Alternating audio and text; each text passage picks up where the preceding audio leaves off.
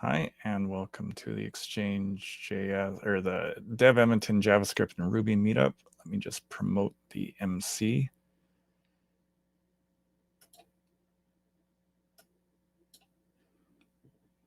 Okay.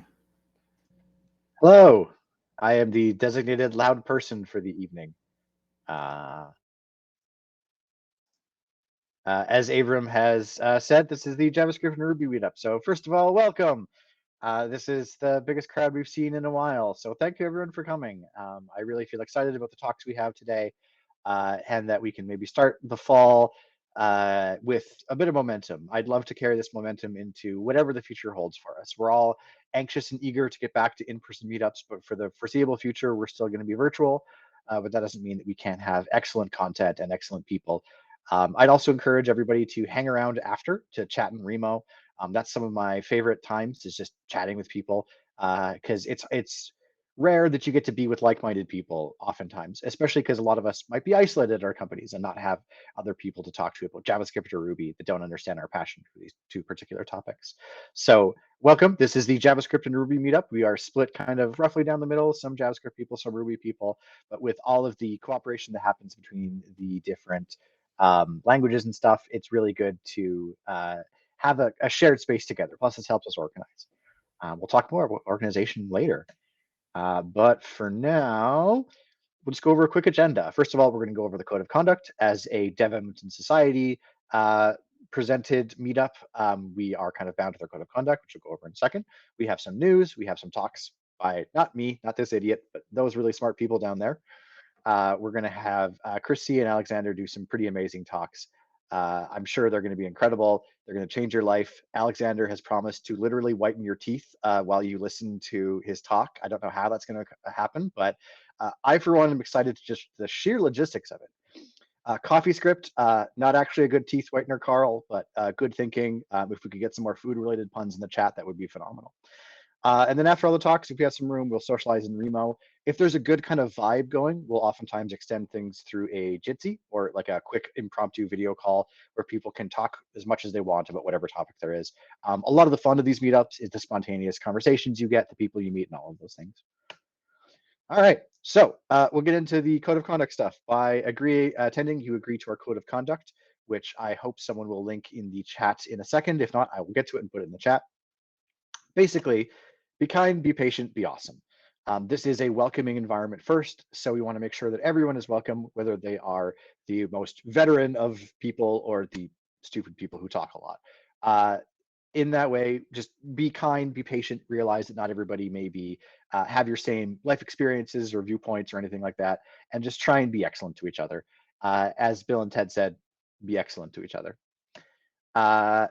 Ordinarily, when we were in person, we'd have these nice, fancy little yellow icons that would tell people that you are available to talk. Because if this is your first meetup, well, first of all, welcome. I know it's at least one of your first meetups because Ariel was kind enough to share that this was his first. So everybody say hi to Ariel. Ordinarily, we would have these little yellow icons on our name badges that would tell us that, like, hey, I can answer the stupid questions. I can talk to you. I don't mind talking to new people because it's scary. And so the yellow thing was just kind of a friend indicator. So if you ever want to talk, you can definitely talk to a few of us. You can find us over in the Meetup Ruby and Meetup Exchange.js communities. I will also volunteer to answer every single stupid question that you have. If you have anything you want to talk about, I am always open. You can DM me on Slack whenever you want about anything. I have a Calendly link on my Twitter profile where you can literally book a meeting for me for any reason. There's lots of really welcoming people here. And so if you're welcome, if you want to answer stupid questions as well, you can just self-identify by posting in the chat that you're okay talking about anything. It's a really welcoming community, and I want to make sure that people know that it is a safe one as well. So this used to say you might be on YouTube. Now it says you will be on YouTube, but we haven't posted the last one yet. So I'm going to quick change it back to you might be on YouTube. We try and put all the talks on YouTube so that people can benefit from smart people like Chris and Alexander and don't have to depend on people like me for their wisdom, which is a bad thing, believe me.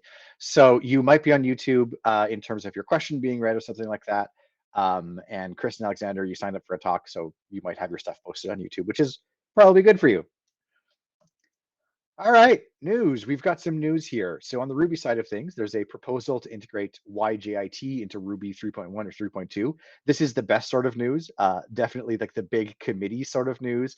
Anything where there's standards committees involved, that's like, oh man, that's drama and excellent. It's just amazing TV. I have no idea what Rubocop is, but that is the best name for a library I've ever seen. So regardless of what Ruby project you're working on, install Rubocop. Make sure you have like a hall pass. It's a linter, excellent. Oh gosh, it literally cleans your code. Oh, that's so good. Oh, that's excellent.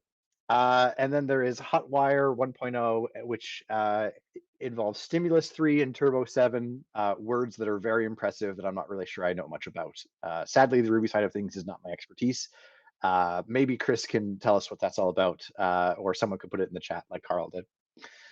On the JavaScript side, we have a new JavaScript-powered smartwatch. So if you weren't tired of products like the Pebble from Kickstarter, there is one that you can run. You can write apps for on JavaScript, so that's kind of interesting. More exciting, MicroEJ has released Kifaru, which is a JavaScript IoT framework. So JavaScript is now truly going everywhere. Hotwire is a library referenced in the Ruby on Rails 7 entry. Interesting. I'm not 100% certain that I know what that means. Oh, that's the library of writing a new way of writing JavaScript in Rails. There we go, synergy. So the next thing is Ruby on Rails 7. There's a new way of writing JavaScript in Rails, which would be Hotwire, apparently. There is a new update to Electron as well. They are accelerating their development cycle, which is always interesting. So they're going from 12 weeks to 8 weeks, which is going to give us a lot more updates on a pretty key technology. And finally, Gatsby has a major number release coming out as well, with new rendering options, parallel query running, and a new preview of the Gatsby cloud, which is super interesting. So if you ever looked at server-side rendering or anything like that, definitely check Gatsby out. Really cool. I think you can see some talks about Gatsby on our YouTube channel. And I know that there's at least one member of the community that is expressed some interest in doing a talk on Gatsby. So I'm really excited about that. So YJIT brings types and some other cool performance enhancements. It's also got the blessings of Mats. I don't know who Mats is. So assuming approved stable, will likely come in and improve Ruby typing and performance. I'm going to assume Mats is one of those like Linus Torvald level, like this person does everything, like Dan Abramov for React kind of things. And Next.js is getting support for Gatsby 4 too. That's really interesting. Gatsby expanding is really making the server-side rendering case really interesting. You don't want to hear me talk about this. This is all fun. Take a look at all the new stuff. If anything really kind of twigged your brain here, made you want to learn more, definitely dig into it. All really exciting stuff. Let's talk about DevEdmonton for a second. So DevEdmonton provides the resources that help us put this on.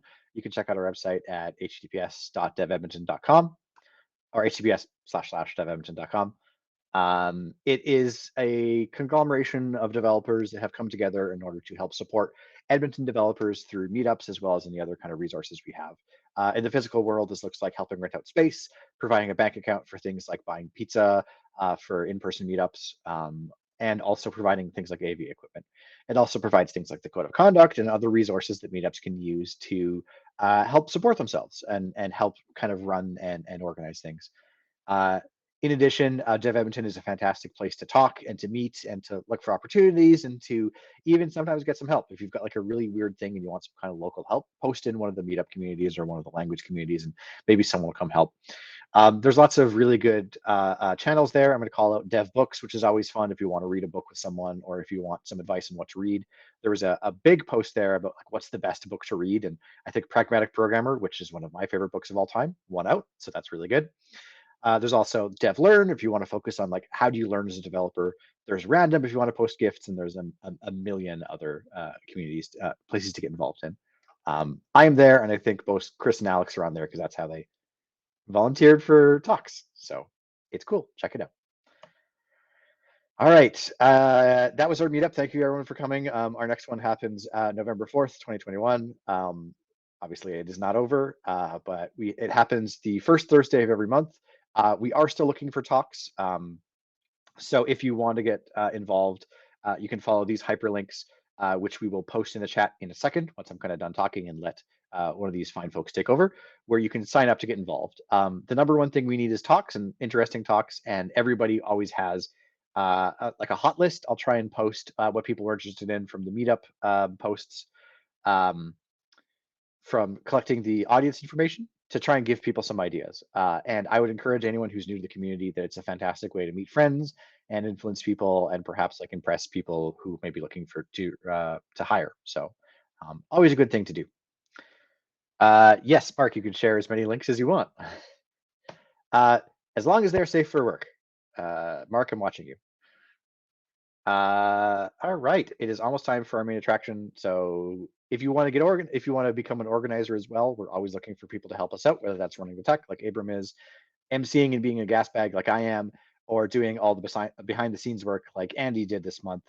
We always need more people to help because it is a lot of work to put this on, and we're putting this on in addition to all of our professional duties as well. So if you want to be involved, come let us know. Mark has an excellent point, which I'm going to get into before the talks. He says he's looking to talk to anyone hiring junior devs, trying to understand some roadblocks if people are looking to get better at it. I think that's a great initiative, especially if you're a junior dev. Go reach out to Mark. Maybe we'll give him a spot to talk about during the hiring section later on. All right, the last thing to go over before talks is we have this wonderful Q&A section. If you click over to Q&A, you can ask your question, and then I will let Chris or Alexander know either immediately if it's relevant to like the current slide, or kind of collate them at the end. Put all your questions in there, and I'll handle them. So Chris and Alex, I'll watch that for you, and I'll intercede if we want any questions that come up. But put them all in there. There is a question already. How do I ask a question? Asked by DevEdmonton. So I'm guessing they probably know that. I'm just going to ignore that one. But you don't want to listen to me. You are all here for interesting talks. So I'm going to invite Alex to share his screen. I'm going to stop sharing my screen. And Alex is going to be giving us a beginner's guide to lighting objects in Three.js, JavaScript, not only for web, now for graphics. Thank you, Ian.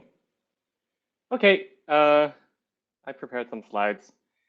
This is a beginner's guide to lighting objects in Three.js, and I am Alex. A little bit about me. Just in this last year, I finished up my master's degree. I was supervised by Dr. Abram Hindle, and I started working as a senior at Intuit. The team that I'm working on, we work on QuickBooks, and it's full stack web dev. We go all the way from the Java monolith to the user-facing React code. And since all of this work from home craziness, I've picked up balcony bird watching. So this is my balcony, and there's a blue jay. We have a little bird feeder, and there's also a hanging bird feeder. Not too relevant to the JavaScript side of things, but just wanted to show off that picture. Okay, so Three.js overview. If you have no prior Three.js knowledge, that is okay. I'm going to talk about setting up a scene, adding some geometries, adding some lights, and then adding shadows so that your geometries and the light can cast a shadow. And if you don't know what any of these things are now, that's fine as well. I will be going through some code and writing the code and seeing how that renders in the browser, but all the project setup is already done. I'm using ESBuild to compile the JavaScript into something that the browser can read. And I'm using the really nice Three.js library. So if you don't know what Three.js is, it's a library that lets you do fancy 3D graphics in your browser. And lastly, I'm going to be writing everything in TypeScript because I like my code strongly typed, especially when I'm doing something in the browser. But ESBuild will turn it all into JavaScript anyway, so you don't have to worry too much about that. The source code is free and open source. Again, in total, it's going to be like less than 80 lines of code, so I wouldn't worry about it too much. But if you want to just run this, we're going to starting from the v0.1.3 tag, and I have that here just in my editor on the side. So let's go and start this up. If I do git status, you can see I'm on the 0.1.3 branch, and I just have stub code and do yarn and yarn start. And ES-build will open something in my browser, or sorry, it'll build to localhost at port 8000, and let's just see what that looks like. Sorry, I guess Ian's jumping in there too, but I think it's really small on my screen. I think it's really small on other people's screen too. You might need to make your resolution bigger. Okay, the slides are small, everything is small. What do I need to do? We're not going to be spending much time in the terminal window. That was just to do yarn start. Maybe give it a make one or this two a up little- on the, yeah, perfect. Okay. So I ran yarn start, and I went to localhost port 8000. If you're getting a blank screen, it's okay. That is intentional. I just want to step through exactly what's happening. So in the index.html, this is a bare bones HTML file where in my body, I have a canvas element with the ID of canvas, and then I have a single script tag, js/app.js. Here in app.ts, because this is TypeScript and it gets converted into JavaScript, I have a couple things that I'm going to break down. So let's just move that here. HTML is just the canvas DOM element plus a script tag. I have a callback function for handling the window viewport resize. So what does that mean? That means if I resize this window and move it up and down, this black box here will match the size of my viewport. If you don't have this resize thing, so if I just comment this out and then save this file and then reload this page, you don't get this canvas to change when you change this viewport size. So that's all that's doing. I'm going to have that back. What else do we have? I'm grabbing my canvas using a document.getElementById. I am initializing a scene. So you can think of a scene as, like if you're in a theater, it's like your stage, and everything that's inside the scene are all of your actors and your different props, including your camera. You must add the camera into your scene, otherwise you don't know how you're going to look at your scene or your stage. So I created a scene, I created a camera, I put the camera somewhere in the X, Y, and Z position. This is totally optional, you don't have to do this, but I did it. And then I added my camera into the scene.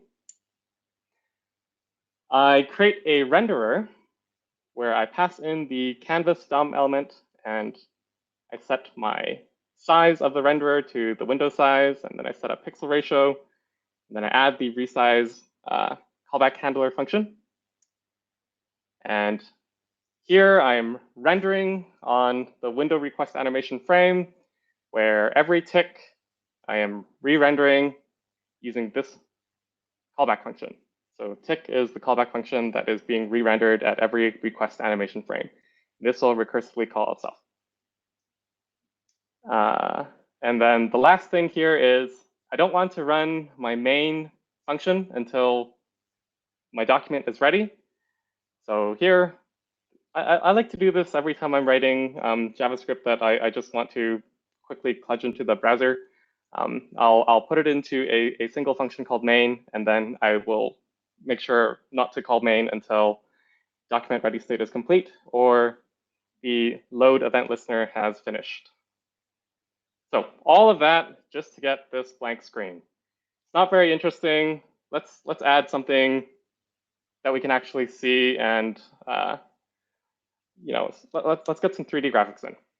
So let's add in the Three.js equivalent to hello world, which is a single cube.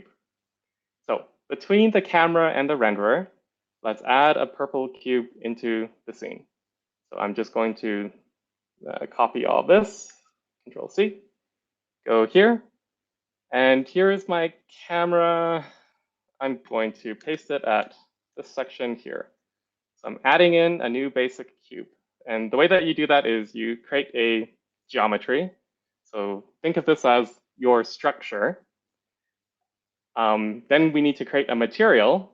Think of this as what you are wrapping your structure in. So if this were like a wireframe box, this would be the paper that you surround that box in.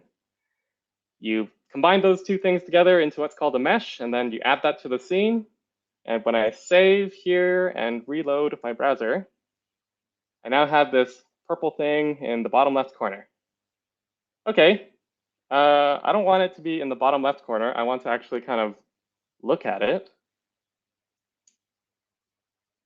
Let's have the camera look at where my mesh is. And to make it a little bit more interesting, let's have the mesh rotate. So within the render loop, I'm going to spin the cube around and I'm going to make the camera look at it. So I'm going to copy this line or copy these lines here. And let's put that into the render loop here on line 44. And let's tab that in and save, and then reload. And hey, I now have this kind of funky purple cube thing, and it's rotating very strange-like. Don't worry about how I'm doing the rotation right now. Like it gets pretty complicated. I don't want to talk about quaternions or anything like that.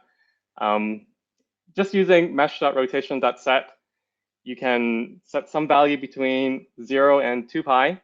And if you go over that, it'll just wrap. So it would be as if you did mod 2 pi. And the elapsed time is how much time has occurred since my DOM has started. So if I just console.log the elapsed time and refresh this and open up the inspector, I expect to see just this number increasing a lot. So rotating my cube, I'm rotating the X, Y, and Z, and you can see that there's a purple cube kind of moving around. All right, so that's cool. There are many different types of geometries that you can use. They all extend this buffer geometry class, but there's box, there's circle, there's cones. You can have custom geometries. Highly encourage that you play around and add whatever you'd like. You can combine them together into different groups to make more complicated shapes. We're not going to get into that. Let's go back to the slides. And OK, this is nice and all. We have a rotating cube, but it's not really interactive. And I would like to be able to, if I need to, like drag my mouse around so that I can move my camera in the scene relative to the cube itself. So let's add this nifty helper utility called orbit controls. So I'm going to import orbit controls, and I'm going to throw that right here after I import 3. And I'm going to use orbit controls here by instantiating an instance of it and putting it in my main. So it doesn't really matter where you do it, I think. Oh, no, it has to occur after the camera. So let's put it here above the cube and save and refresh. And now, I guess it's kind of hard to tell when the cube itself is rotating, so I'm just going to comment that out for a second and reload. Now that I have my orbit controls in, I can use my mouse and I'm clicking and I can drag to move my camera. I can zoom in and zoom out. So you can see that that is working. And this will be really useful, especially if you're just working on your own Three.js project and you want to kind of orient yourself without manually fiddling around with like changing these position numbers and adding a bunch of GUI debug helpers. But those are all options too, and are definitely useful, especially if your project gets more and more complicated. All right, let's add a light. So the mesh basic material that we are using, it doesn't interact with lights, but we need to use a light sensitive material. So let's just add this in right now and see what happens. So I'm changing from mesh basic material to mesh standard material. And when I save and I refresh, my cube has disappeared. Why does this happen? There are no lights in my scene, and because mesh standard material interacts with lights, nothing is visible to the camera because it's not being lit at all. Let's add some ambient light. Ambient light is a light that impacts all of the objects in your scene at the same time.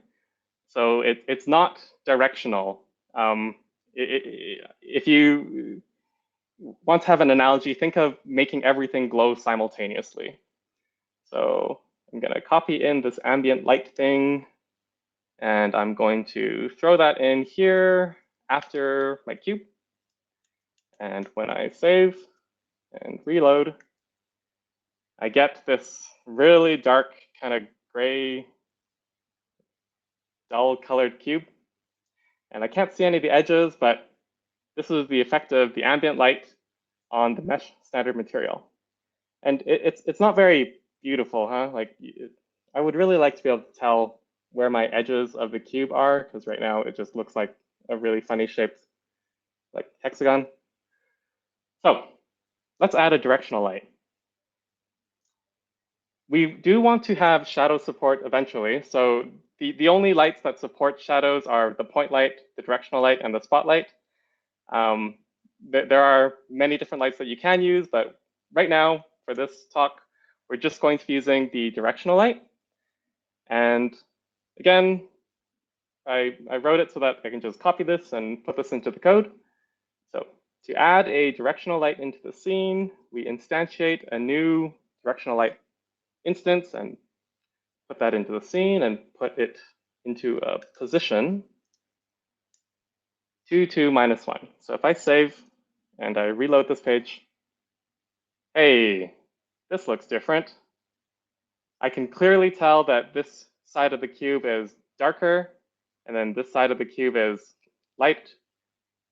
What happens if I kind of change this position around? So this is X, this is Y, this is Z. What happens if I make this -2 instead of 2? Save and reload this. Now these two corners are dark and this one is bright. Let's make the cube rotate again, just so that I can see how the lighting will change as the cube rotates in space. So I'm going to save this. I'm going to reload this page. Ooh, okay, that seems kind of nifty. Still a little bit disorienting, but you can kind of see like the faces change in intensity as they are exposed to the light. Yeah, it's. I can stare at this for hours, but it's probably not an interesting talk for the rest of you. All right, we have a directional light, we have ambient light. What happens if I put a flat plane underneath our cube? Will the light cast a shadow by first hitting the cube and then hitting this plane, if there is a plane underneath it? Let's find out. So let's take this plane and let's put it underneath our cube. Let's put it here on line 37. So instantiating a new plane, which is like this flat, like 0 width surface. And then I'm setting rotation X so that instead of being up and down, it's on its side. And I'm setting the position Y to be slightly below our cube, and then I'm adding it to the scene. So save and then reload this. All right, I have a plane. I know that there's a light source because I can see that my cube is being lit, but there's nothing happening underneath the cube. There isn't shadow. So you can have lighting and you can have the geometries and you can place the geometries in a certain area, but you need to enable shadows. You don't get that just by putting the lights and the geometries. So how do you enable shadows? You need to set some Boolean flags in your renderer to enable a shadow map. And then the things that should cast a shadow, you need to set this cast shadow attribute to be true. And then things that should receive a shadow, they need to have this Boolean attribute receive shadow equals true. So, okay, renderer shadow map dot enabled equals true. So where is my renderer? Renderer is down here. Let's just put that there in line 56.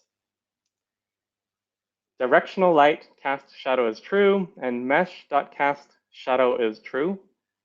Let's add that in as well.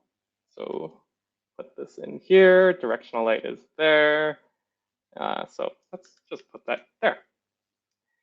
And last but not least, our plane needs to know to receive the shadows that are being cast. So let's just copy that. And our plane here, you don't have to put it before the scene add. So I'm just going to put it at line 43 there. Save my code, reload my page. And would you look at that? You have this kind of fuzzy looking cube.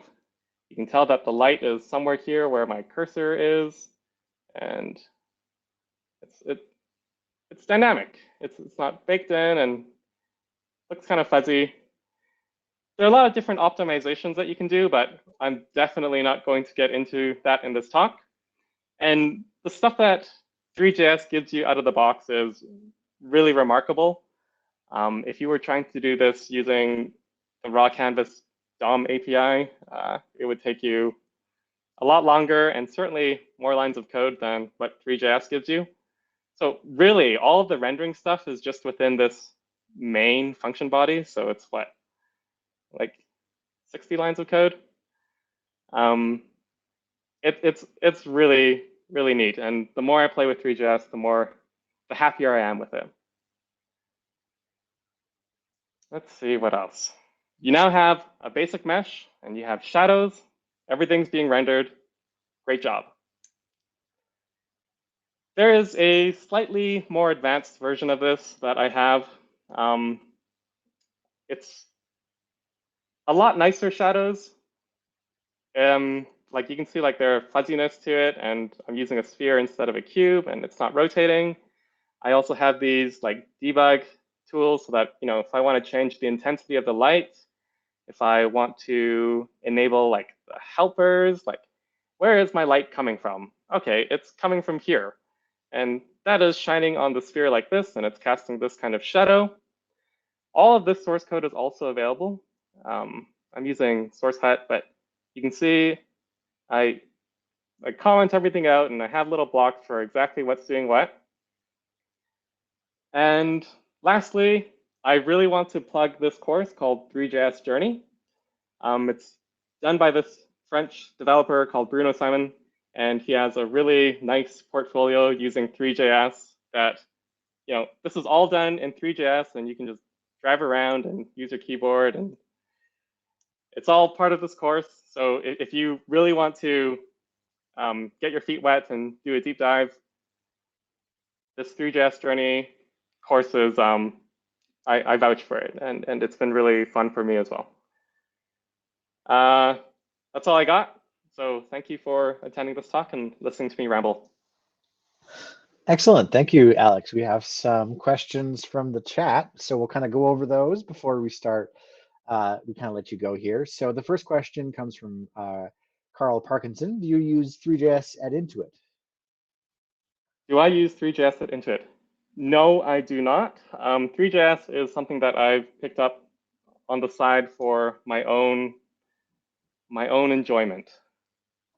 Intuit is primarily React, TypeScript. We don't do any of these fancy graphics in our product yet. I'm trying to push that to my manager and see where it would be a good fit. So if you had to pitch a use case for this at Intuit, what would your elevator pitch be for your manager? Like, why would you ask someone to think about this? We have a lot of work that's being done for attracting new clients, to increase engagement. I definitely see a space for Three.js powered promotional materials. The challenge is it's hard enough to find developers, but to find developers that have a more aesthetic eye, like a design engineer is what I would say is really challenging. And you also have to get your designers up to speed to, how should I design my 3D models? Any limitations that I need to be aware of. So Yeah, short answer, promo material, maybe not so much for the accounting side. yeah, I don't think you want like true backend developers being like, well, just who needs styling, right? Just you've got a Right. box. Why do you need to add lights? You've got a You have a yeah, exactly. Mark asks, is there an easy way to load assets from tools like Blender into Three.js? How do you get like your meshes Yes. and all of that stuff in? There is an easy way to do it. I have an example here of, so this is like my little sandbox thing. I think it's called textures or materials. One of them has a fancy door in it. Yeah. So these are all like images that are being loaded and dynamically put onto a custom geometry. If you look closely at this door, you can see like there's some depth to it. You can encode these in a variety of different ways. And if you want to export your Blender models in a certain way, there are tools to do that as well. So short answer is you totally can. Long answer is you'd have to look at the docs, and it's really case by case. Fair enough. Yeah, that's oftentimes when you have to shove two pieces of technology together. If there's a path, it's great. If you want to do anything else, it's a little awkward. Carl has a second question. Can Three.js do any types of physics? For example, collisions between objects. Is there any way of having them interact within the framework? Right. So this is a portfolio project that Bruno Simon made. It is using entirely Three.js, but in terms of the collision handling, I think he codes that himself. Three.js itself is like the view. So if you want to handle two objects bouncing off each other, you have to write that yourself in the geometries and your render loop. So it gives that you being access said, to the render loop. If you want to layer something on top of that that will modify and interact with your render loop, you can do that. yes. So there are a bunch of different libraries that you can use to extend Three.js to add things like collisions. If you want to go really deep down that path, I'm sure there are Three.js powered game engines out there. But Three.js itself does not give you physics. Fair enough. All right, we got one last question. How many lights do you see? Is there 4 lights or 5 lights? Very important question. Surprisingly, not a name on this one. That would be a Star Trek How many lights reference. do I see? Oh, if it's a Star Trek reference, I'm definitely not up to. If you're referring to the actual example that I had, that I have now lost because I don't know where it is. Is it look close to 8,000? There's an ambient light, and there's one directional light that's coming from somewhere in the void here. Excellent. So, 2 lights. Jean-Luc, there's your answer. There's 2 lights. All right, everyone, thank you very much. Let's show Alex some love in the comments here. Excellent talk going through Three.js. And I think that like your idea about discoverability and kind of joy of UX is really kind of prescient there. Like I think we'll increasingly see some of this cool stuff showing up in places and websites and things. So thank you very much. And the link for the GitHub that contains the presentations in the chat. Alex, I'll ask you to also post that in the JavaScript and Ruby communities or send it over to me and I will do that for you. Okay, thank you, Ian. All right, I am going to summon Chris. I think he's going to appear to this side of me, so I'm going to summon over here. Is Chris going to show up? Chris, yes, that side. Excellent. 50-50. I guessed wrong. All right, so Chris is going to give an amazing talk on what to do when you've inherited a legacy code base and how to interact with it and how to deal with it. And that's a challenge we'll all have to face eventually. So I'm going to get out of the way again and let Chris give his talk. Again, any questions, if you want, put them in the Q&A. We'll save them up to the end if they're kind of more esoteric. If they're specific, I'll jump in and interrupt Chris and let him know that there's a question. So I'll see you guys in a few minutes. Right. Thanks, Ian. All right. So first of all, I'm assuming everyone can see me and hear me okay. And then I'll share my screen. If there's any technical difficulties or anything's too small, let me know. All right. So that should all be. All right. So yeah, I'm assuming no one said anything, so everyone can see the slides and everything and hear me just fine. Yeah. So hi, everyone. Now I just have to make sure I clicked on the right one here. I've got two screens going. Yeah. So this talk's going to be about when you inherit a legacy code base, and also just kind of encourage people not to be afraid of legacy code or just other people's code in general. Because I think that's a big fear that a lot of people seem to have. And I don't think it's a very well-founded fear. And also, my guess is if you actually timed yourself working on like your day-to-day job, you're going to spend more time reading other people's code, or maybe even reading your past self's code, which is, I don't know if you've ever had the joy of reading code that you wrote like 10, 20 years ago. It's a very eye-opening experience. So yeah, if you were to time yourself what you're doing every day, most of it is just reading other people's code, whether that's APIs, like other developers that you work with. Maybe you inherited a legacy app and you have to deal with it. So yeah, so it's just something you're just going to have to get used to, and something you're just going to have to appreciate, and a skill that you're going to have to work on. I don't know. I haven't been to school in a long time, but when I was at school, they always just talked about like this is just writing new apps, and you rarely worked in teams at school. And then when you get to the real world, it was a big change. All of a sudden, you're working in big teams, and you're rarely writing new code, or you're just writing small chunks of new code. Most of your time is spent trying to understand existing code and modify it in some way. Yeah, I'm only halfway decent developer now. Oh yeah, it's scary when you look back at some of your stuff that you wrote in the past. So yeah. So anyway, so yeah, my name's Chris. You can find out I'm a software consultant. I have my own like one-man little shop called Saturday Morning Productions. Most of my time for about the last, it's been almost 4 years now, has been with a company in the States called Corgi Bytes. And so they work exclusively with legacy code. It's kind of their claim to fame. And it's been, so I've worked with legacy code, and obviously, like I said, most of my time was spent working on other people's code before I started Corgi Bytes, but the fact that they kind of specialize in it and just to really kind of try to formalize some of the ways of working with it, it's really been a lot of fun for me and really kind of opened my eyes. It's been really great. So yeah, so speaking of Corgi Bytes, they're actually hiring right now.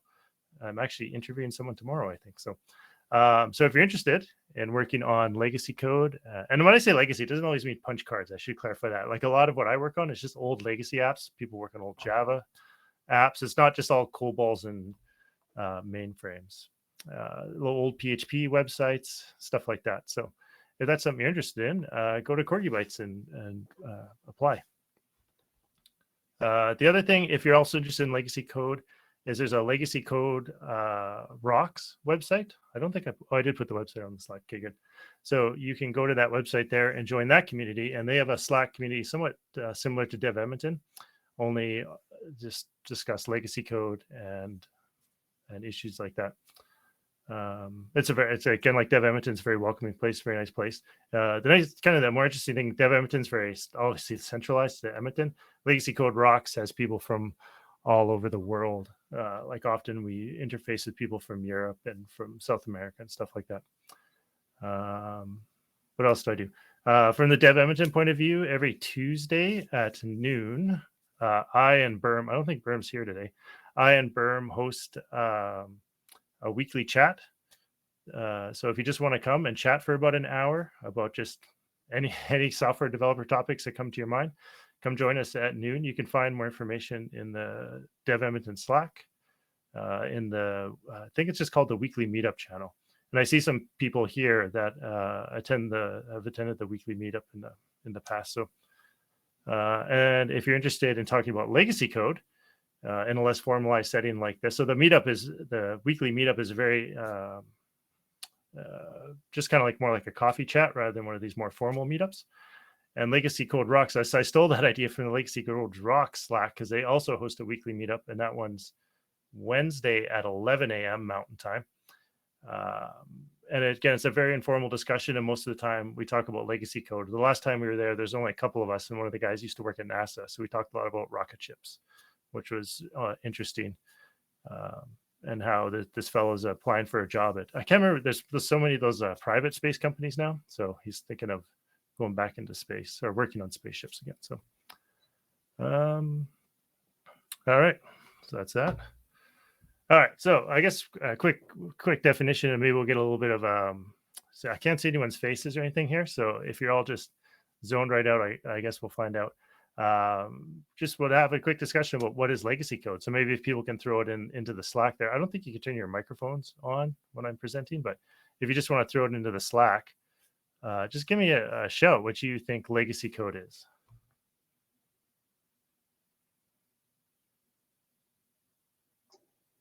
Have you got the chat up, Chris, or do you need me to read it? No, I got the chat up so I can see it. Okay. I don't see anything there yet, but old code. Code I don't remember writing. Yeah, that's a great one. Code that I have zero context for. Yeah, that's a good one. The developers in there anymore? Yeah. So the most formal definition of legacy code that people like to use, because it maybe got printed in a book, is by Michael Feathers, who wrote the Working Effectively of Legacy Code. It's basically that's any code without tests. So I don't know if I like that definition so much, but I really like the definition that I posted on the screen here. It's like legacy is anything that you've written, right? It's like anything that was written in the past a minute ago to like 100 years ago. But I guess for most people, they just usually define it legacy as something that some code that they're unfamiliar with, something that they're maybe a little bit hesitant or a little bit scared to touch, I guess is the usual feelings I get, especially what people threw in the chat there, right? It's something like, oh, this is going to take me some work to understand. All the tests are legacy code. Who tests the test? Yeah. Yeah. Who watches the Watchmen? Yeah. So that's what I think was legacy code. Code not written by the expert code crafters in DevEdmonton Society. Yeah, that's a good one too.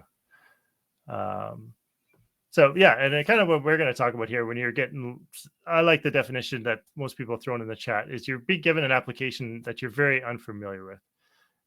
For some reason, it's just, here you go. You've never worked on it before. You've never seen the code.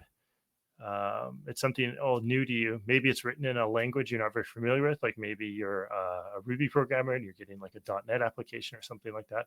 Even if it's a relatively recent .NET application, it can still be very intimidating, very, I don't like the term scary.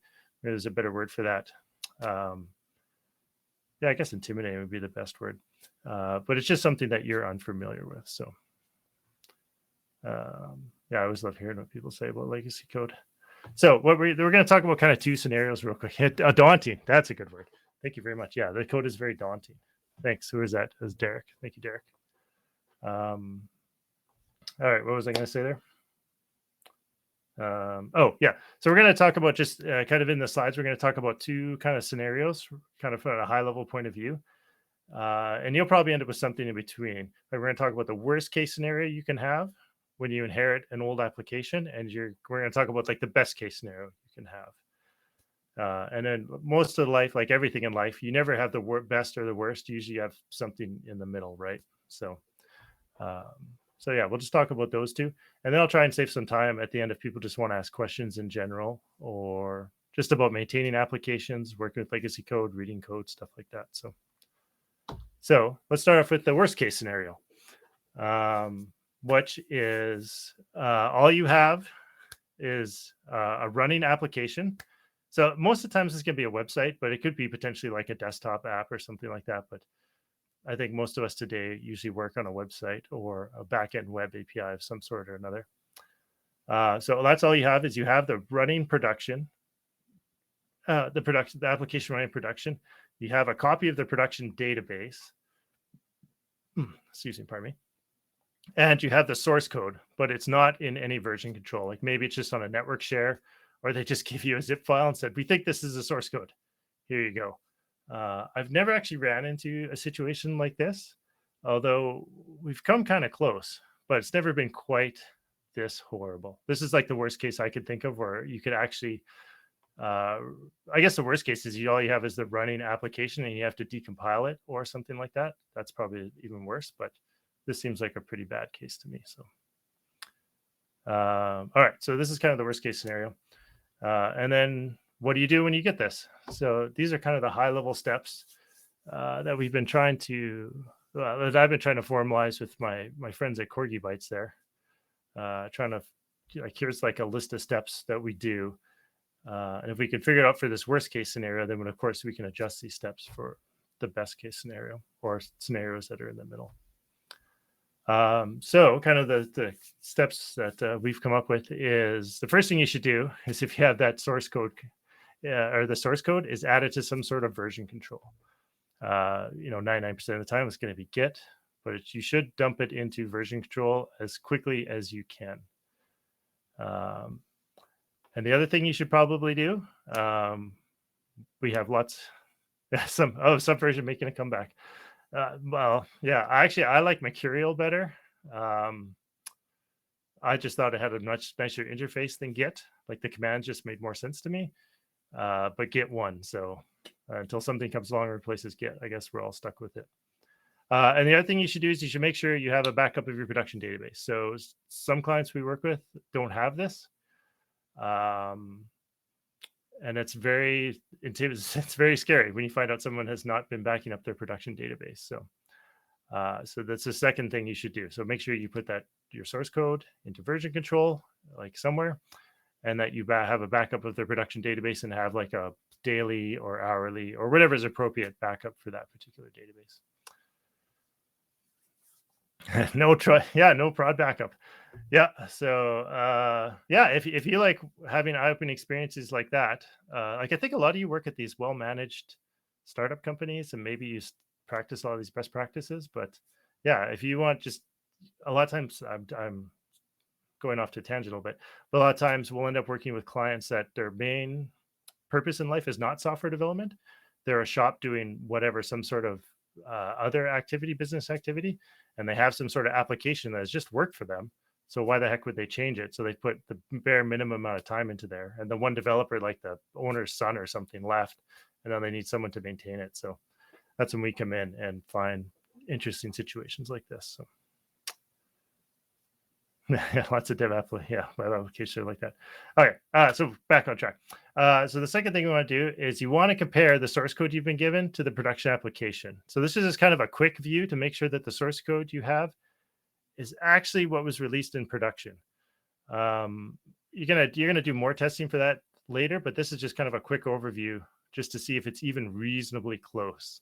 I've never had this actually happen, where I've given an application, given source code, and the source code didn't match, which was in production. We had a big scare once, though, where the website, when we brought up the website on our local machine, it had a different background color than the one in production.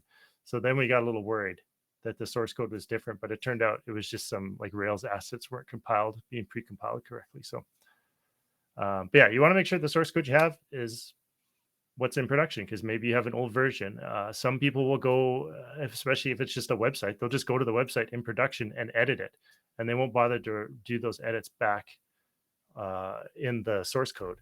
Like they'll just make a quick hack in production, fix that bug, and life goes on. So something you should check. The third thing you should do is, if you're going to be working with the database on your local machine, is you should anonymize the production database. So I can't see anyone's hands here, and maybe you shouldn't raise them, but like think about if you have, maybe fake raise your hand because I can't see it anyway. Think about if you have customer data on your laptop or on your local desktop that's not anonymized. That's probably a serious privacy issue, and you shouldn't be doing that. So So it's one of the first things we do when we start working with a client, and we want, and assuming their database is small enough that we can work on our local machine, is we'll write a script to anonymize all that data. So we change all the username, or oh well, yeah, we change their usernames, we change their passwords, we change addresses, all that stuff. So that if well, I have a big desktop here at home, but sometimes I do work on my laptop. Yeah, you're not using prod data in dev right now. Yeah.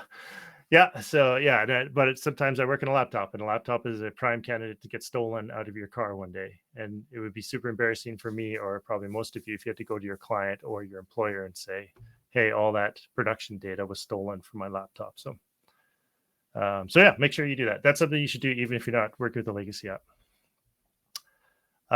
So once you have that, and now you can have a local copy of that database on your development environment, or on your local workstation. The number 4, this is probably the biggest one. This is what you're going to spend most of your time. You're going to try and get the source code to build and run. If you have to compile it, like if it's a compiled application, just to get the thing to compile. And this is where I like to use Docker containers. Especially work with legacy applications. I can bring up an old Ruby 2.0 Docker container, or an old like .NET 1.2 or something.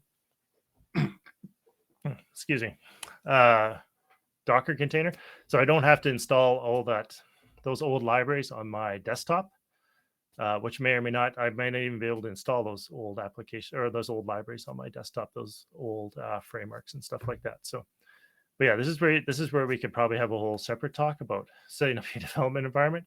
So this is going to take most of your time. Once you get it to compile and run, you've made a lot of progress. You'll be very happy. All right, so yeah, once you get it to run, so now you have your website up and running, you can see it. You'll just poke around and just again, this is a quick check to see if anything is broken. Is there anything obviously busted? Maybe you're missing a bunch of assets. So that happens often. You get the source code, but like, where the heck are all the images? Who knows? So you have to go ask the client, or you have to start pulling them from the production website and adding them to your source code, stuff like that.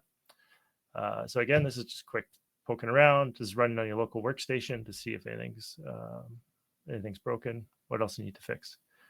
And so you can kind of change number 5 and number 6 around. There's some debate which one you should run first. I usually like to manually poke around, so that's why I put number 5 first, but other people like to try and run the automated test first. So number 6 is run the automated tests, assume if there is any. If possible, so oftentimes the test will fail.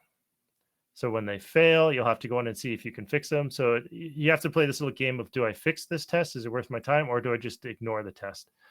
So it's not the worst case scenario if you just end up ignoring a bunch of tests that maybe you think are maybe no longer relevant, or they're just going to take you forever and a day to figure out why they're broken. But you should try to fix any ones that you can, because often they're pointing out things that are wrong, usually in your would environment. But because it's old legacy code, it's old legacy app, maybe the test never worked in the first place. This would be another time where I get people to raise their hands if they have an application, if they've ever pushed to production and the test failed, but you're like, what the heck, I'll just ignore it, push it to production anyway. Or some shops just have the test failing all the time, and that's just like a thing. Their automated build, test fail, whatever, it just goes to production. So,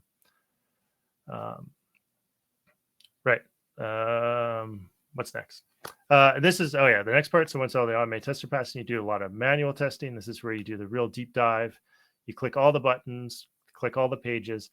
And this is where you're going to want to bring up your copy of the production app and your copy on your local workstation and compare them side by side. So you're going to go to the home page on both of them. So make sure they match up. Click the button, click the button, click the button on your local development environment, click the button on your, if you deploy to prod, click the other button and make sure they do the same thing. So this is, again, where we're comparing that the source code is the same. That's what's in production. And you're just looking for, if you've gotten this far, it's probably pretty close, but maybe there's some minor things that you're starting to find in production, or that don't match what's in production. And if you find those, you're gonna have to fix them the best way you can. You either fix it, or you just figure out what you're going to do to address that situation. So number 8 can also take a little bit of time, but because you have your development environment set up, you probably know what you need to create a staging environment. So in this case, what I usually recommend is people create a separate staging environment that kind of matches what the current production is, but also what you learned from your development environment. So you want to create that. So you want to either set up a bare metal machine with Ubuntu or spin up an AWS instance with whatever operating system you need. Or maybe if you're lucky, you can just install it using a Docker container. So create that staging environment, set it up, and of course, do some more testing. This is probably where you're going to get the end users involved to do some regression testing. You'll find out that end users are not the greatest at regression testing, which is always kind of sad. The other nice thing about creating the staging environment is this hopefully is where you've automated some of this deployment. You're not doing a manual deploy. You've automated your creation of the staging environment. Like if you've created, if you need to build an Ubuntu machine or something, you've created some sort of scripts to do it. Like maybe, what's that one? AWS, you may be using Terraform, or maybe you're using, I'm blanking on the name of that, Ansible script or something like that. Right, yeah. So hopefully you've done that, and now you're just doing more testing. And then, so kind of, this one again is kind of depends on your situation. But what I would recommend doing is just promoting that new staging environment to production. So if it's a website, you just start pointing all your web requests to that new staging environment, and that becomes your production environment. And then you just decommission the old production one. Just because I'm always hesitant about an existing production environment that I don't understand very well. So maybe you'd have to spend a bunch of time understanding what it is. But that's the way I would like to do it, is to just switch over. Staging now becomes production. You can decommission that old production environment. And then, of course, once your new production environment is working, you can create a copy of that, and that becomes your staging one that you can use for future installs. So I've rambled for a bit. Is there any questions on that? Step 10, zip the source code and give it to the next developer. yeah, your job's done. Just keep that legacy train going. Yeah, that's right. Yeah, that's right. That would actually be a really funny meme or something there. Yeah.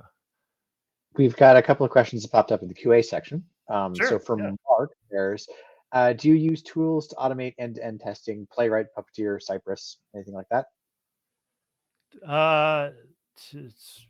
I'm not sure what Cypress is. Do you mean like more like high level user, not user, like what's that called? Like system testing, I guess is what Rails calls it now. Sorry, who asked that question? That was Mark. I'm guessing it's kind of more on the end-to-end side of things. So like a combination of integration and UX testing. Yeah, so he says from the UX side of things. Oh, okay. That's a good point. I guess when we were coming up with these steps, we just kind of thinking run the existing tests if they happen to have like some sort of Cucumber or system tests or Cypress tests, then yeah, we would use them. I never thought about running other ones. That's probably an excellent idea. So thank you. I'm gonna make a note here. And we got a question about Carl as well. What about infrastructure? So have you ever had a situation or encountered a situation where code is running on some old laptop in a hallway closet, or it's locked on some system that only runs like an IBM framework that lost favor ages ago? Have I ever had that situation? No, we've never been. I've never been that stuck. Well, we did, but man, this is maybe a little scary. This is even before my time at Corgi Bytes. There was a potential client at a hospital. Maybe I won't get specifics, but that dealt with radioactive stuff and mixing radioactive chemicals. And their program that mixed the radioactive chemicals was literally on an old Mac, like an Apple IIe or something. I think it was a step up from Apple IIe, but that was it. That was the only computer that they could run this program that told them how much of these different concentrations of radioactive materials to mix together to get the correct mixture to help treat like stuff like cancer patients and stuff like that. We never did get that job, but that was a real eye-opener to see that. Most of the clients I have are sometimes they're running on old versions of Linux is very common, like an old, like maybe they're running on Ubuntu 16 or 14 that's not supported anymore. So often one of our first things, like assuming this is not the worst case scenario, we're more in the middle of the road scenario. where they have proper source code control and everything like that, one of the first things we'll do is try and update them to a newer version of their underlying operating system. Yeah, we have some amazing questions from Alex and Mark. I do feel like both of those are questions for the end. They're talking about like when to cut Sure. your losses versus when to upgrade. So maybe save those till the very end. Yeah. But yeah, I have seen cases like we worked with a client who ran all their stuff off of a IBM AS400 and they couldn't Oh. upgrade because it was locked to that specific server. Yeah. So, and when I worked for the major projects and supercomputing division of Environment Canada, a lot of their data collection went through an old COBOL system that again was locked to a specific like blade. So, excellent. I think that's all questions for now. So you can keep on trucking on. Yeah, thanks everyone. It's really hard to see you all. Like I missed the interactive part, so I'm glad everyone's participating. Thank you very much. All right, so the best case scenario. So this is where you like have it. This is probably what a lot of you going into an existing company will have. There's an existing application that's actively supported and being used by customers. They did a release like last week. They have a lot of proper development best practices, like automated tests. Automated tests and stuff like that. And there's the best part is there's a developer there or developers that can pass the torch on to you. So what do I recommend you do when you have that? So basically this one's pretty easy. Is you just give them the documentation. So if you're new on a project, don't ask the other people to help you at first. Ask them for the documentation. And so try to set up your development environment just using the documentation that they have, like trying to fix bugs, trying to do your first release. The nice thing about it is having all these developers there, and a lot of the automation there is the automation one is self-documenting. And the nice thing about having developers there is they can step in and help you. But this is a really great test when you have a new team member to test your existing documentation, and you'll find out just how horrible it is. Especially the things like that you only do once every 6 months to a year, like set up the new development environment. So when we have someone, like if someone starts on a project I'm on, I'll just give them like, here's the README to set up the development environment. If you find any issues, let me know, or even better, like we'll go up and update the README together, because usually there's some steps that have changed over time. And this is a great way to catch those and update them. So that's what I encourage you to do. Encourage your new, if you're the person handing a new application to someone and you're going to be around to support them, or not to do it, your existing application you're handing off to someone, just give them the documentation and just see how well they can do. And of course, be there to help them. But it's a great way. There's a nice cat. It's a great way to, like I said, test your documentation. Because that's what I would recommend. So this is kind of the best case scenario is easy. Unless you're the person that has to read through all the crappy documentation and update it, then maybe it's not so much fun. So yeah, that's just a quick one there. So we're almost done. So maybe I'll just finish up and then we'll get to the questions at the end there. But like I said at the beginning, most of you are going to be in some place in between. Like maybe you're taking over an application because the developer left, but there was an actively maintained application, well supported, and got some good documentation. Or you're going to take over an application. There's a developer there, but maybe they're not following some of the best practices. So you try to ease them into those things. You're usually going to be somewhere in between those two extreme scenarios. So, right. And so that's the end of my talk. So I was just going to save some time at the end here for questions or anything. Again, if anyone has any questions after this, feel free to hit me up on my email there. There's Twitter. I'm also available on the DevEdmonton Slack as Chris C. So you feel free to ask me any questions there. Come to the Tuesday weekly meetups. I see Berm's here now too. I summoned Berm by just mentioning his name. So Berm and I host that every Tuesday at 2 o'clock, or not 2, every Tuesday at noon. And if you want to talk about legacy code, come to the talk on Wednesday at 11. But you have to go to the Legacy Code Rocks website or Slack channel to get the Zoom link for that. So thank you, everyone. Cool. Thank you very much for the talk, Chris. That I took a screenshot of that slide with the steps. That was very informative. Let's get into Alex and Mark's question. It's kind of a very similar question between the two of them. So when do you cut your losses and just rebuild versus when do you try and fight through it? Like, what's the value maybe in doing both of them And then how do you draw that line? Oh man, I guess I've been kind of more leaning. Well, even back in the day, I guess I was really influenced. Joel on software. If anyone reads those, like us old timers, probably remember him. He wrote a very interesting article about never rewriting. And I would say never is always a strong word, right? But he compares Netscape, right? How Netscape tried to rewrite their browser, and that basically destroyed them. So one thing you're going to find out real quick, unless you have the world's like tiniest little simple app and it doesn't do that much, is you're going to find out there's a lot of logic baked into that application, and getting to feature parity with rewriting versus the old application is going to take a really long time. And you're going to be surprised at all the little things that come up when the client's like, oh, can't we do this anymore? Or doesn't it handle this weird file format anymore, or something like that, right? So usually if you're going to rewrite something, I would recommend doing it in chunks if the application is that bad. So they used to call it the strangler pattern, but that's and I guess in this more PC climate, maybe I don't know what we call it instead. Called the ship of Theseus. Yeah, the ship Classical of Theseus is probably a better pattern. So that's where you have your giant application, and you just carve off a little piece, and you're just like, okay, I'm going to rewrite this one little piece as a separate app or an API or something. And then so instead of people using that, they're going to use your little piece, but they're going to use your big monolith as well. And then you carve off another little piece and either include it in that new application, or it becomes its own little service or something. And then you start redirecting to that, and you just slowly start peeling away pieces. That way you don't have the big bang. So the other thing with a rewrite is you have the big bang. Like, have people ever been involved in that, where you had an old application and it's like, this Sunday, old application, we're flipping a switch, it down, turn on the new switch, new application's running. And guess what? That's a week from hell. Like, things don't work. People are like, you didn't import all the data correctly. People start entering things Monday, Tuesday. Your database is corrupt. They lost all that data. They have to re-enter it. Oh man, a week if you're lucky. Yeah. Yeah. So that's the other reason to try and avoid that, and maybe use that the ship of Theseus pattern, where you just slowly migrate things over. Then you're not having a big bang with the entire application. So hopefully that answered Mark and whoever else's question.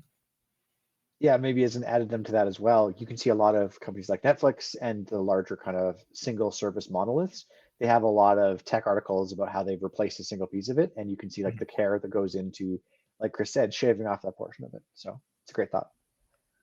We have a question from Bernard here. Any tips when something requires a license that's expired? Or I will expand that a little bit to say also like really old technologies and things, like if it's running React Angular 1, for example.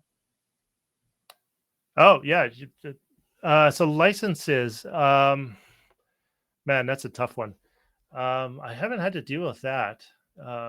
So maybe I don't have any good advice for that, but maybe some of the advice for if you have. So a lot of times what we'll encounter with Ruby applications, which is mostly what I work with, is a gem that's no longer supported, or it's on a really old version. So you're like on Rails 3 and Ruby 1.9.3 or something. What you do there is you just slowly upgrade them. So you upgrade them to like, okay, you're on Ruby 1.9.3, we're going to upgrade you to Ruby 2. Okay, everything seems to work. Great, thumbs up. Now we'll upgrade you to Rails 2.0. Rails from 3 to Rails 4. And then you kind of step up the upgrades like that. And then if you have an old gem, the other problem we run into is an old gem that's no longer available, like it hasn't been updated in like 5 years. And it's doing something in the code and there's no real replacement for that gem. So what you have to do in that case is you have to figure out what that gem is doing. And then usually with those old gems, they're just doing something in a small part of the application. And you just write that code yourself instead of relying on that gem.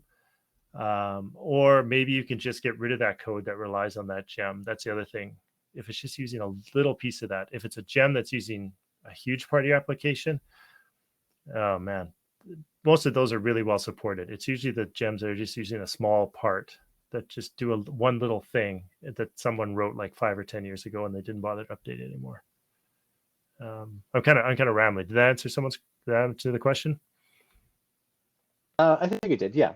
Because I mean, there's you have to take your best guess, right? Like in that idea of trying to isolate the portion that is being replaced, and also being intelligent about like how you're managing that system, trying to look forward, right? Looking for software and stuff that enters end of life, because that means that your sorted packages are probably also not going to be supported.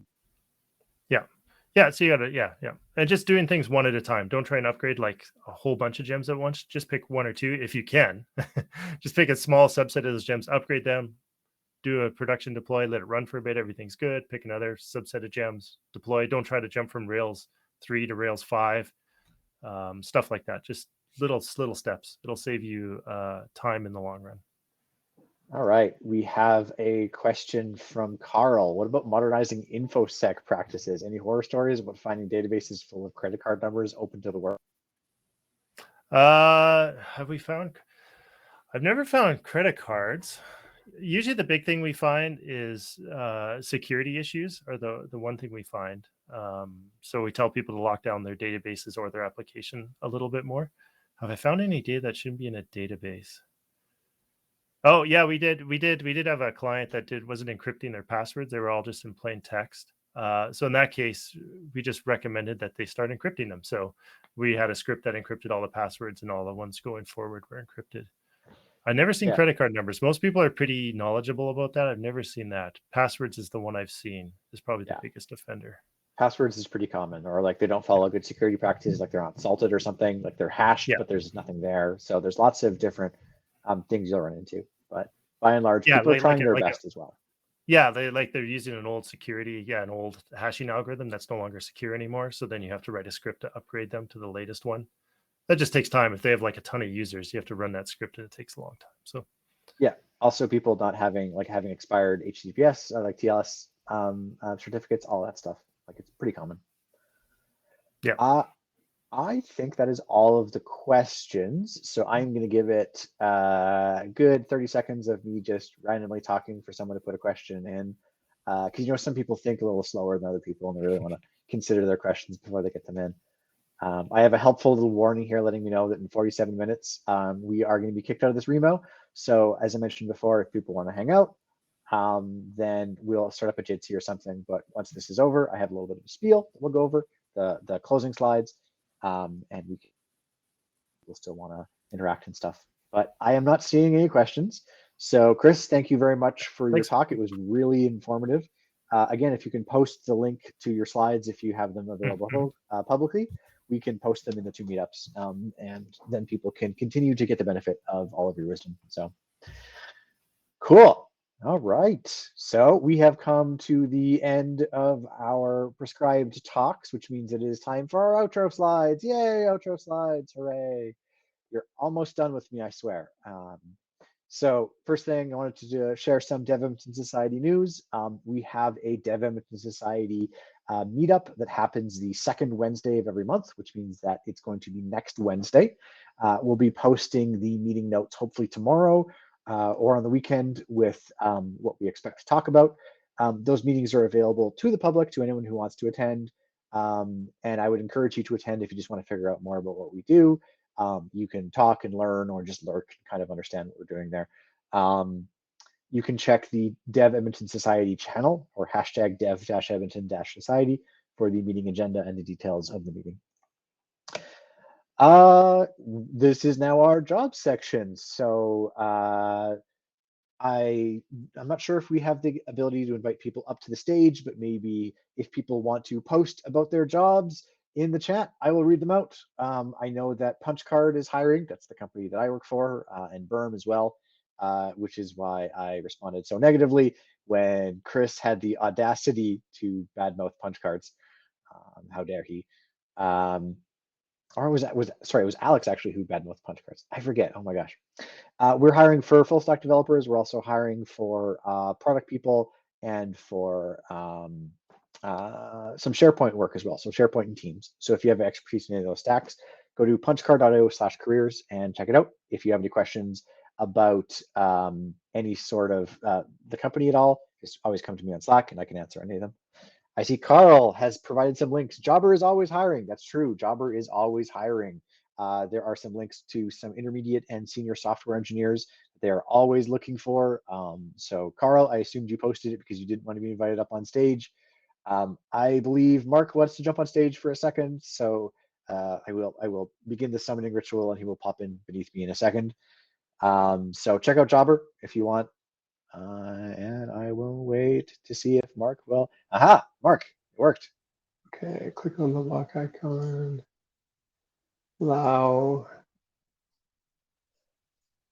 While Mark is working on his tech, Alexander mentioned Intuit is also hiring, and Chris C has mentioned that Corgi Bytes is also hiring. If I could get everyone who mentions a job Do to you hear post, me?